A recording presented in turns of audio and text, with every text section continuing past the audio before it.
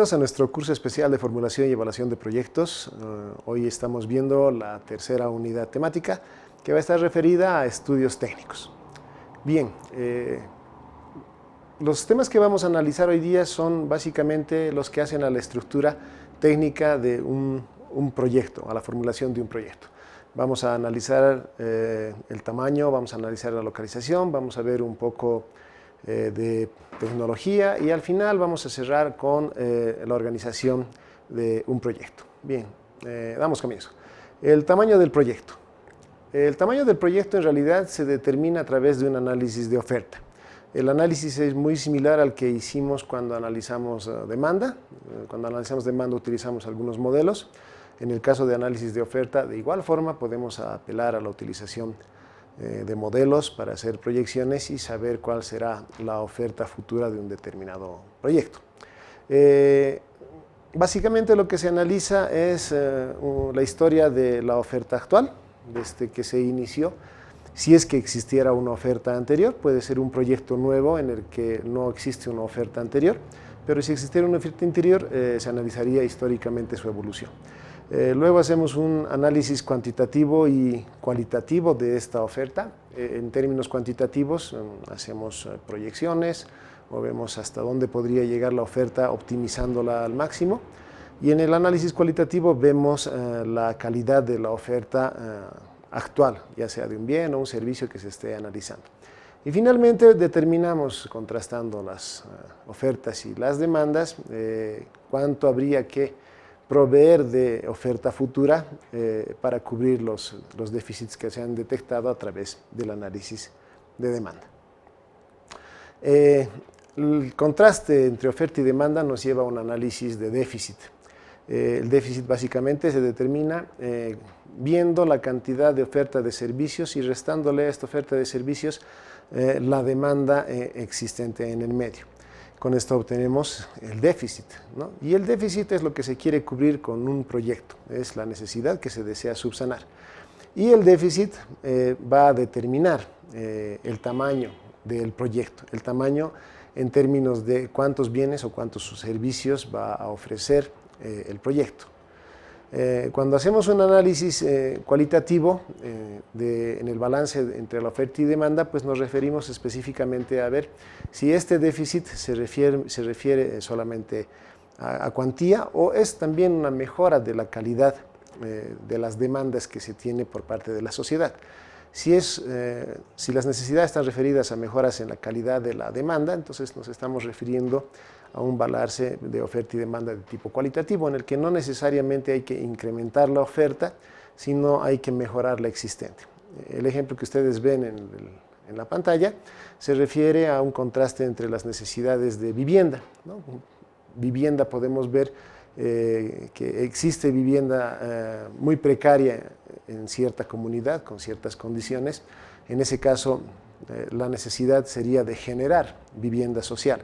Ahí cuantitativamente habría que medir cuántas viviendas sociales habría que desarrollar. Pero también puede referirse el proyecto a mejorar las condiciones de vivienda ya existentes en un medio. Y en ese caso no estamos hablando de cuantía del proyecto, sino de la calidad del proyecto. Entonces, el análisis puede venir por dos vertientes. Uno, un análisis cuantitativo de la oferta y otro, un análisis cualitativo. De hecho, es necesario recalcar que el proyecto y las dimensiones que tenga no necesariamente van a cubrir todo el déficit que se genera o que es analizado a través de un análisis de demanda.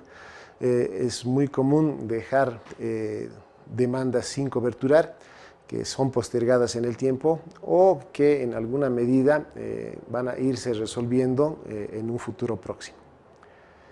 Bien, hablemos del tamaño de un proyecto. El tamaño de un proyecto es la capacidad de producción en un periodo determinado, en un periodo de referencia, del bien o servicio que se está ofertando. En general, los tamaños de los proyectos se debe indicar de acuerdo a las unidades que mejor expresen la capacidad de producción que va a tener el proyecto. En este sentido, hay varias medidas de capacidad que se manejan dentro de los proyectos. En la lámina ustedes ven algunas medidas típicas para medir, por ejemplo, proyectos de educación en alumnos que se va a servir al año, de salud en número de atenciones al año, por ejemplo, en la construcción de acueductos o alcantarillados, en los metros cúbicos o litros segundo que se van a transportar. En proyectos de electricidad están los kilovatios hora que se van a generar por determinado proyecto. En términos de transporte, los pasajeros día o pasajeros año que se van a transportar. En tema de aseo público, las unidades que se manejan son las toneladas de basura que se generan por día y que se procesan por día. Si está referido a la producción de algún bien o servicio que va a destinarse al mercado, pues se maneja la cuantía de ese bien o servicio, ¿no? Si es un bien, toneladas; si es un servicio, pues las horas hombre que se va a aplicar al servicio. Y el faineo, por ejemplo, de reses, estaríamos hablando de la cantidad de cabezas de ganado día o año que se procesan, o las toneladas de carne que se producen por el faineo. Hay otras medidas especiales con las que también se dimensionan los proyectos. Por ejemplo, proyectos de salud se dimensionan en el número de camas que se van a poner a disposición de la ciudadanía. En términos de educación, el número de pupitres que van a albergar a una cantidad de estudiantes. En términos de cultura o recreación, el número de sillas o butacas que se van a construir. En términos de telefonía, el número de líneas que se va a poner a disposición. En caso de construcción de caminos, el número de kilómetros que se van a construir, de vías de diferentes características, ripio, asfalto, cemento rígido, etc. Si fuera, por ejemplo, provisionar cajeros automáticos, la cantidad de máquinas que se van a poner al servicio de los usuarios. Si fuera transporte, también el número de medios de transporte, pueden ser buses, o si hablamos de transporte por teleférico, cabinas, o si hablamos de transporte por tren, el número de trenes que se van a disponer. Y si fuera una biblioteca, por ejemplo, también el número de libros que se va a poner a disposición de los usuarios. Cuando ya hemos determinado esta cuantía del proyecto, este tamaño del proyecto, ¿en qué incide esa decisión? Básicamente incide en las inversiones que se deben realizar para poner en marcha el proyecto y en los costos subsecuentes que se va a arrastrar cuando ya el proyecto esté en funcionamiento. Si estamos hablando de los costos, entonces también incidirá en la rentabilidad que puede tener el proyecto a futuro. También determina el nivel de operación que va a tener el proyecto, o sea, la escala de producción del bien o servicio que el proyecto va a generar. Otras medidas de tamaño del proyecto, por ejemplo, se pueden medir en el monto de inversión aplicada. Así se mide los proyectos en la cantidad de recursos económicos que se destinan a cierto sector. El número de empleos que se genera también puede ser una medida para evaluar el tamaño de los proyectos, o las áreas físicas que se va a ocupar, por ejemplo, en proyectos agrícolas o agroindustriales. La participación del mercado es otra medida, aunque no es de las más utilizadas, es ver un proyecto en qué medida va a coberturar determinada participación en un mercado. También se pueden medir los proyectos en la generación del valor agregado para una región, y hay otras medidas más que se pueden utilizar para dimensionar los proyectos. ¿Qué factores inciden en el tamaño del proyecto? Hay varios factores que inciden al decidir de qué tamaño se va a desarrollar un proyecto, ¿no? Los principales están referidos a factores físicos, económicos, tecnológicos, de índole ética, política y sociocultural. Entre estos podemos mencionar, por ejemplo, el mercado, o sea, la demanda. La demanda es uno de los factores que mayor inciden al determinar el tamaño de un proyecto. El déficit, del que ya hemos hablado también, una contrastación entre oferta y demanda. El área de influencia de un proyecto también determina de qué tamaño debe ser este proyecto. Cuanto mayor área de influencia, pues más grande debe ser el proyecto. Asimismo, la población afectada. Cuanta mayor población afectada, el proyecto también deberá propender a ser más grande. El financiamiento es una restricción para los proyectos, entonces también determina de qué tamaño se van a realizar los proyectos. O la tecnología utilizada. Puede haber tecnologías que determinen capacidades de producción muy grandes, pero en desmedro de la utilización de recursos, mano de obra. Y en ese caso hay que analizar también de qué tamaño va a ser este proyecto en términos de tecnología. La localización de un proyecto determina también su tamaño, es un tema que vamos a ver un poco después. El riesgo que se asocia al proyecto, proyectos muy riesgosos, entonces se propende a manejar cuantías menores para que si hay pérdida del proyecto, entonces no sea una pérdida total. Las economías de escala, que mencionaré un poco más adelante, y el suministro de los insumos. Si la cantidad de insumos que necesita el proyecto es suficiente para determinado tamaño, pues también es un condicionante para ver cuál va a ser la dimensión del proyecto. Bien, ahora hablemos un poco de tamaños de proyectos con demanda creciente, y lo que quiero mostrarles es básicamente un modelo con el cual se puede determinar el tamaño que va a tener un proyecto. De hecho, cuando analizamos proyecciones de demanda en la unidad anterior, uno ya de los factores que va a determinar el tamaño del proyecto es esa proyección de demanda. Se puede propender a que el tamaño del proyecto sea la demanda creciente del último año en la proyección. Vale decir de que el proyecto tendría capacidad de coberturar las demandas en el futuro hasta el último año, si es que la demanda es creciente, sin ningún problema, ¿no? Pero además de considerar solamente las proyecciones, tenemos otros modelos como el que les voy a presentar a continuación. Este modelo de tamaño de proyecto con demanda creciente determina un tamaño óptimo para un proyecto en función de un tamaño inicial, al cual le vamos a aplicar una tasa de crecimiento de la demanda, ¿no?, por un número de periodos que será determinado a través del modelo, y que este número de periodos más o menos se aproxima al número de periodos óptimo de utilización de este proyecto, vale decir, el horizonte que debe tener este proyecto. Entonces ahí ustedes en la lámina ven el modelo con la explicación de las magnitudes del mercado en un tamaño óptimo, un tamaño inicial. Tenemos el crecimiento porcentual de la demanda, que está denominado por la letra R, en función de una tasa de crecimiento del mercado. Esta tasa de crecimiento del mercado se puede determinar a través de los análisis de demanda, ver la tasa de crecimiento anual que tiene la demanda que tiene cierto bien o servicio, y con ella pues incorporamos este dato al modelo. Este número de periodos óptimo que les mencionaba, que se obtiene a través de una búsqueda recursiva que se va a explicar después, y un número de años útiles de la tecnología que se va a utilizar, o sea, vale decir la vida útil del equipamiento. Si tenemos esta información, hay una relación que se cumple, ¿no?, que interrelaciona el crecimiento porcentual de la demanda con la vida útil del equipamiento y el número de periodos que se espera que el proyecto vaya a funcionar. Entonces, esta relación tiene una característica especial, que matemáticamente no es posible despejar la variable n minúscula, el número de periodos óptimo. Por lo tanto, se utiliza un método recursivo. Este método recursivo no se lo va a explicar en este video, pero sí ustedes van a encontrar en la plataforma un video que va a explicar con detalle cómo se obtiene esta variable. Al obtenerse ya esta variable, tenemos otra relación en la que se puede utilizar también el factor de escala alfa, que es el que no expliqué en este modelo. El factor de escala alfa es un factor que se utiliza para dimensionar los proyectos en función de sus economías de escala. Entonces, este factor se utiliza en aquellos proyectos en los que al aumentarse la dimensión del proyecto, no necesariamente se aumenta en la misma proporción la inversión requerida para poner en práctica un nuevo proyecto. Entonces, los factores de escala propenden a tener una reducción del costo marginal en la medida de que el tamaño del proyecto se incrementa. Pero esto llega hasta un punto límite en el que estas economías de escala se pueden aprovechar, y después de ese punto se producen ya las deseconomías de escala. Vale decir que incrementos en los tamaños de los proyectos ya no inciden en una reducción de los costos marginales, sino a un incremento de estos costos marginales.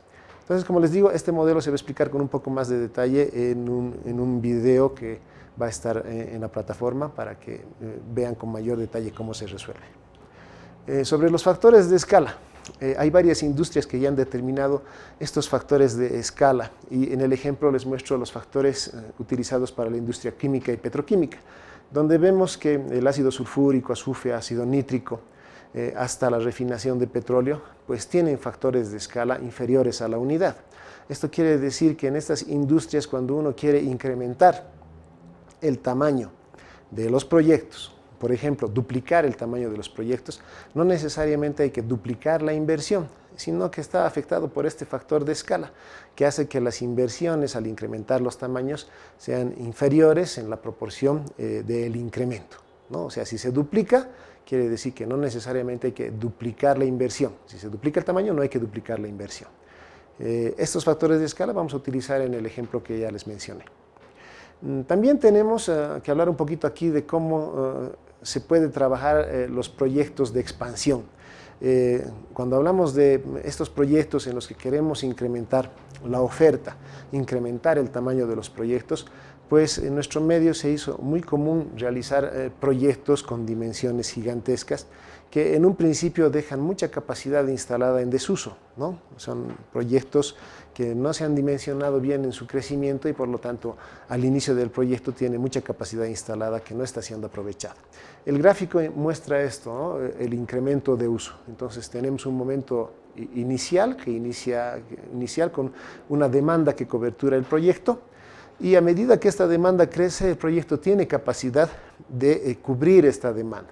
Entonces se genera una zona azul que ustedes ven en el gráfico, que sería la capacidad ociosa que tiene el proyecto, que va disminuyendo en la medida que la demanda crece hasta un punto al final del horizonte del proyecto, donde prácticamente toda la demanda es coberturada y toda la capacidad del proyecto es utilizada.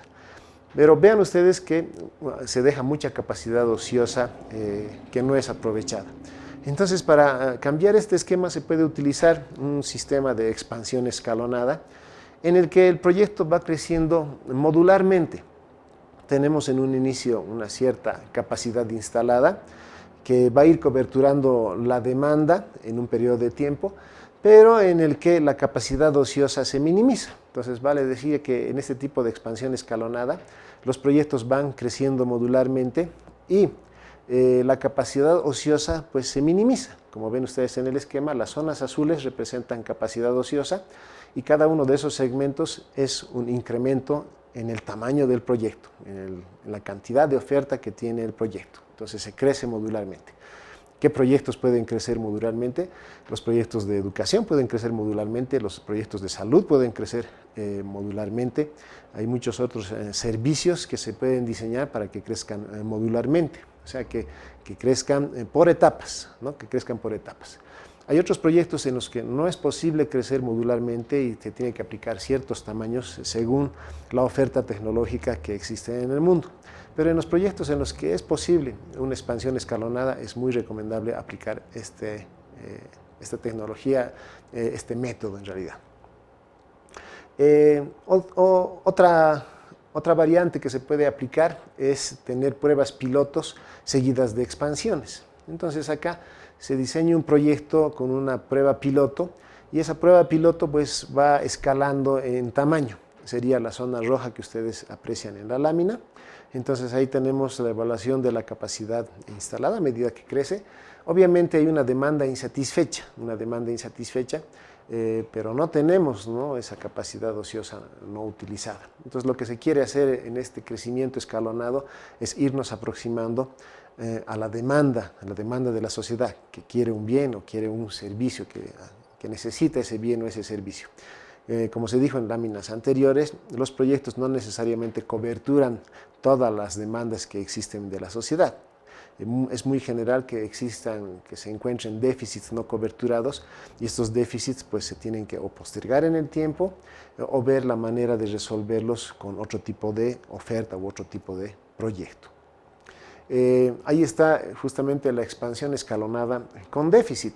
Entonces, en este caso, tenemos un proyecto que crece escalonadamente hasta coberturar cierta demanda. Entonces, en un principio, sí hay una capacidad no utilizada, una capacidad subutilizada, pero llegamos a una zona de color rojo en el que más bien el proyecto ya no puede coberturar la demanda y en el tiempo se genera un déficit.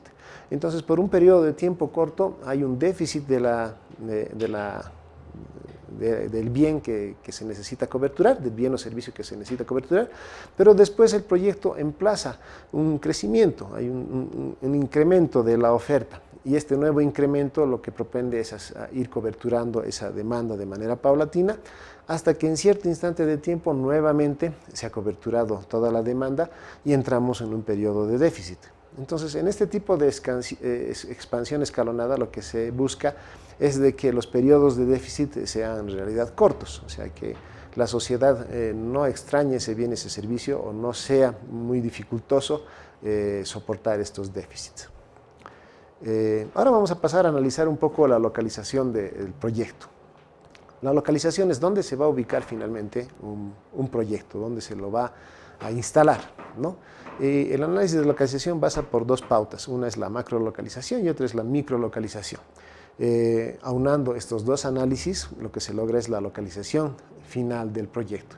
Entonces, la macrolocalización permite acotar de un número de soluciones posibles aquella que sea la mejor, la óptima para un proyecto entre diferentes locaciones analizadas de manera muy general.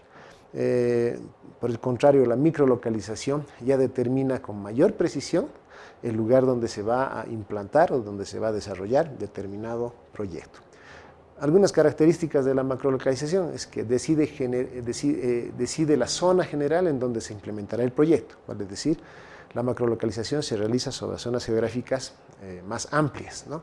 Por ejemplo, un departamento o un municipio puede ser por donde se inicia un análisis de macrolocalización, ¿no? Entonces, acá lo que se quiere es encontrar la ubicación más ventajosa para el proyecto, pero que cubra las exigencias o requerimientos que tiene el mismo.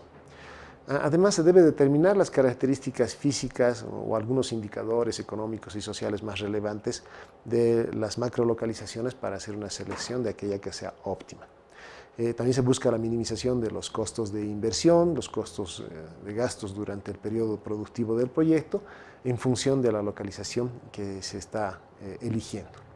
Algunas consideraciones sobre la macrolocalización que se deben tomar en cuenta cuando se realice el análisis, pues es la población objetivo con la que se quiere llegar o a la que se quiere llegar con el proyecto, las vías y medios que existan disponibles en esa zona para el proyecto, los recursos que requiere el proyecto y que se pueda encontrar en esta zona, el mercado meta, o sea, dónde se ubica la demanda social de este bien o el servicio que va a producir el proyecto, los costos de la propia locación en términos de las edificaciones o el desarrollo que tenga el proyecto, alguna normativa especial que no permita desarrollos de algún tipo de proyecto en ciertas zonas, áreas protegidas, etcétera.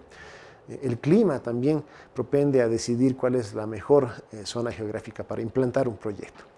Sistemas de apoyo que se requieran, ¿no? Entonces puede que necesitemos un sistema financiero próximo o que necesitemos algún sistema de comunicaciones también en la zona, entonces también incide en la decisión de la macrolocalización y algunas propias condiciones del medio. En contrapartida, la microlocalización, que es más específica, pues define un punto preciso dentro de esta macrolocalización o macrozona para implementar el proyecto. Se selecciona y se delimita el sitio con mayor precisión y obviamente se busca cumplir los objetivos y los beneficios que busca el proyecto. ¿Qué se considera para decidir la microlocalización? Pues ver la proximidad de centros urbanos. Es muy importante tener cercanía con centros urbanos, si no es que el proyecto está ubicado ya en un centro urbano. ¿Por qué? Porque ahí se va a analizar la disponibilidad de mano de obra, de trabajadores, o de algunos servicios, por ejemplo, salud, recojo de basura, también que haya cercanía a ciertas vías, caminos, carreteras, vías de tren, etcétera. Las dimensiones y formas del terreno donde se va a implementar el proyecto es importante, así como su topografía, las condiciones propias del suelo y otras condiciones, por ejemplo, impositivas, que en definitiva van a ver si una locación, una microlocalización es la mejor para desarrollar un proyecto. Bien, ahora veamos cómo podemos decidir en términos de análisis las localizaciones óptimas para un proyecto. Entonces les voy a mostrar un modelo cuando se puede tomar decisiones en condiciones de certidumbre, quiere decir que se tiene información previa, esa información previa se analiza con base en un modelo y el modelo nos da una pauta de cuál sería la mejor localización. Entonces este modelo se puede aplicar tanto para decisiones de macrolocalización como de microlocalización. ¿Qué requiere el modelo? ¿Qué etapas cumple? Este modelo, que es el modelo comparativo de toma de decisiones en realidad, cumple 4 etapas. Una, establecer algunos objetivos, después determinar o identificar estrategias, Las estrategias en este caso son las localizaciones que se tienen disponibles para el proyecto, ya sea macros o microlocalizaciones. Hay que calificar esas estrategias, hay que darles un puntaje y después seleccionar la óptima en función de que se obtenga un mejor puntaje en alguna de ellas. ¿Qué es establecer objetivos? Pues se establecen dos categorías de objetivos, unos denominados obligatorios, que son de carácter dicotómico, o sea, vale decir, o se cumplen estos objetivos o no se cumplen. Si no se cumplen estos objetivos, se descarta la estrategia, o sea, se descarta la localización que se está analizando. Entonces, tienen carácter inhabilitante y determinan la eliminación de una estrategia si el caso así amerita, ¿no? Pero tenemos otros que son los objetivos deseados, que pueden cumplirse en mayor o menor medida.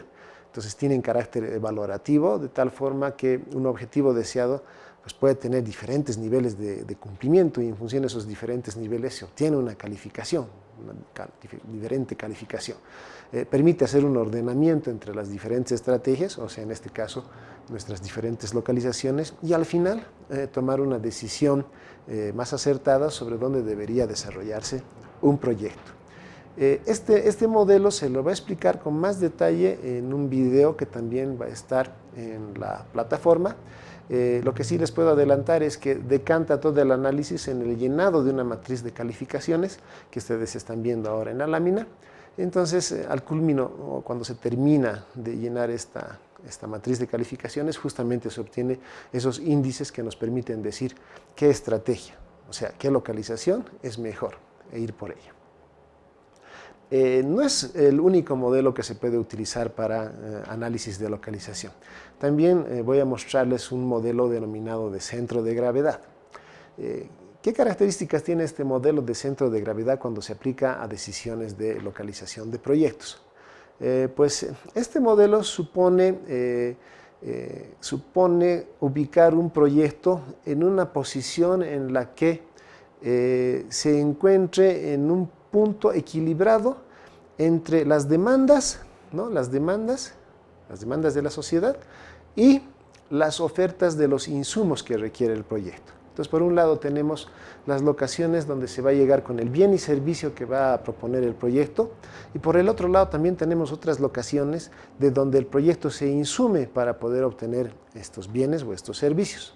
Entonces, cuando no tenemos todavía definida esa localización, lo que se busca es un punto intermedio equilibrado entre todas estas otras opciones, vale decir, las localizaciones de las demandas y las localizaciones de los proveedores de bienes, insumos, recursos en realidad que requiere el proyecto, ¿no? Entonces, acá lo que se considera es esas locaciones, esos puntos geográficos, y las distancias que existirían hasta un punto equilibrado donde se colocaría, donde se decidiría ubicar el proyecto que se está analizando. En esta lámina se muestra cómo se define este proyecto en realidad, o este modelo, perdón. En realidad este modelo es un modelo de programación matemática, donde los datos que se requieren son las coordenadas de localización de los mercados y de las fuentes de suministro. En los mercados nos referimos a los lugares donde se demanda el bien o servicio, y las fuentes de suministro de donde obtenemos los recursos para el proyecto. Se necesita también los costos de envío de todas estas locaciones a un punto determinado. O sea, se necesita conocer cuál es el costo por kilómetro, por ejemplo, para transportar el bien. O si se tuviera que dar un servicio, es el costo para el transporte de las personas que fueran a desarrollar el servicio, ¿no? También las cantidades que se van a demandar de los suministros y las cantidades que se deben suplir del bien que está siendo requerido por esa sociedad demandante, ¿no? Entonces, lo que se requiere aquí es ubicaciones geográficas, y para las ubicaciones geográficas se va a utilizar un sistema de coordenadas. Ese sistema de coordenadas, hace años atrás, hubiera sido muy complejo utilizarlo en un proyecto, pero hoy por hoy, con los sistemas de ubicación georreferenciados, es más sencillo hacerlo, y también aplicando softwares como Google Earth, que ya hemos utilizado en una unidad anterior. Pues en este caso también Google Earth nos va a servir para ver en un plano dónde estaría la ubicación óptima de un proyecto, ¿no? Entonces, este caso también se va a desarrollar en un video por separado para explicar cómo se obtiene la localización con este modelo. Al final, lo que va a decantar es un esquema como el que ustedes ven ahí, un plano en realidad, donde se observa un polígono que encierra todas las locaciones con las que el proyecto tiene que relacionarse en función de las demandas y en función de los suministros.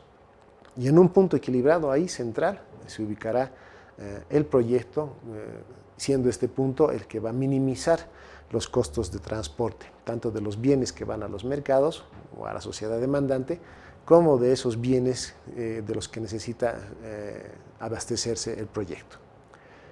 Bien, ahora vamos a hablar un poquito de tecnología del proyecto, y hablar de tecnología pues es ver cómo la ciencia nos da respuesta para encontrar soluciones a problemas concretos. Entonces acá lo que se analiza es un conjunto de conocimientos científicamente ordenados que permiten diseñar y crear bienes o servicios. La tecnología nos permite eso, crear bienes o servicios que van a satisfacer necesidades de la sociedad, necesidades de la humanidad, y que también, mejorando las tecnologías, nos permiten adaptarnos mejor al medio ambiente, ¿no? Lo que los proyectos propenden actualmente es que sean amigables con el medio ambiente, no buscamos proyectos que sean dañinos con el medio ambiente. Por lo tanto, la tecnología busca equilibrar ambos factores, satisfacer las necesidades de la sociedad, pero también ser amigable con el medio ambiente. Y cuando hablamos de tecnología, ¿a qué específicamente nos referimos? Pues a conocimiento. Conocimiento es sinónimo de tecnología, pero nosotros lo relacionamos más directamente a máquinas, a equipos, ¿no? Cuando hablamos de tecnología, lo primero que nos viene a la mente es un equipo o un aparato electrónico, que no necesariamente es tecnología en sí. Claro, mucho de lo que está inmerso en ese equipo sí es tecnología, porque es know-how, es conocimiento, pero viene también la componente física, y nosotros relacionamos más la tecnología a esa sola componente física. Entonces, para los proyectos, para diferentes proyectos, pues se necesitan diferentes tecnologías. Si hablamos de proyectos pecuarios, entonces hay ciertas tecnologías, modos de hacer las cosas, conocimiento que se debe utilizar para administrar proyectos de tipo pecuario. Por ejemplo, la cría de cerdos, explotación de cerdos. Si fueran proyectos agrícolas, igual hay tecnología de por medio. Es el saber cómo se utilizan estos bienes, es saber cómo se aprovechan mejor estos bienes o cómo se producen mejor estos bienes, ¿no? Tenemos también tecnología para explotar ciertos recursos naturales. Entonces ahí, por ejemplo, la explotación de petróleo y sus derivados necesita tecnologías, necesita conocimiento, pero al mismo tiempo también necesita máquinas y equipos que van a facilitar la obtención de productos o subproductos que ingresan a un proceso productivo con base en cierta tecnología. Entonces, la parte de tecnología que acompaña a un proyecto es muy específica, dependerá del sector en el que se desarrolla el proyecto, el ámbito específico del proyecto, para ver cuál es la mejor tecnología. Pero esta parte es aconsejable que la desarrolle técnicos que conocen de la temática para que se obtengan los mejores resultados.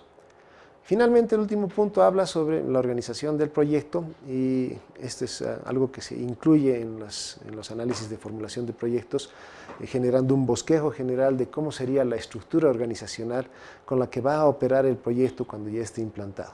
Entonces, básicamente son los patrones de diseño para organizar el trabajo interno en el proyecto, ¿no? A fin de que se logren los objetivos que se han planteado y que se cumplan, pues, sus metas propuestas.